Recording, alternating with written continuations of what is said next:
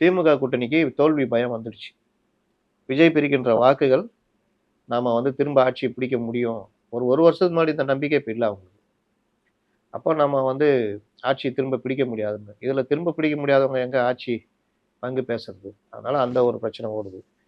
இன்னொரு பக்கம் இங்க என்டிஏ, பிஜேபி நீங்க பாருங்க, கூட்டணி மந்திரி சபை இருந்தால் கூட தாங்கள் வாக்களித்தபடி யாருக்கு முதல்வரோ அந்த முதல்வர் பதவி கொடுக்கறதுல பிஜேபி ரெடியா இருக்கும். கூட்டணி மந்திரி சபை அமைக்கிறதுக்கு ட்ரை பண்ணுவாங்க. அங்கெல்லாம் எப்படி பிரச்சனைனா, தனி பெரும்பான்மை இல்லாமல் சேர்ந்திருக்கிறதுல கூட்டணி மந்திரி சபை.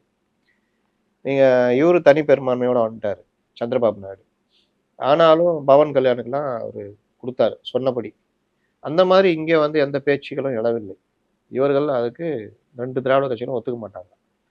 என்டிஏ அலையன்ஸ் தான் ஜெயிக்கும்ன்றது பொதுவான வார்த்தை. இந்தியா கூட்டணி தான் ஜெயிக்கும் அப்படின்னு தமிழ்நாட்டுல சொன்னாங்கன்னா, கூட்டணி ஆட்சி அப்படின்னு அர்த்தம் கிடையாது. இந்தியா கூட்டணியில இருக்கிற எல்லாரும் ஜெயிப்பாங்க. தனி பெரும்பான்மை வருகின்ற திமுக ஆட்சி அமைக்கும். அதே மாரி தான் என்டிஏ அலையன்ஸ் ஜெயிக்கும்னா, எல்லாரும் ஜெயிப்பாங்க. தனி பெரும்பான்மை அதிமுக வந்தா அவங்க ஆட்சி அமைப்பாங்க. இதுல ஒருவேளை பெரும்பான்மை கிடைக்காம எல்லாரும் சேர்ந்து இது பண்ற மாரி இருந்தா, அன்னைக்கு கண்டிப்பாக கூட்டணி ஆட்சி தான்.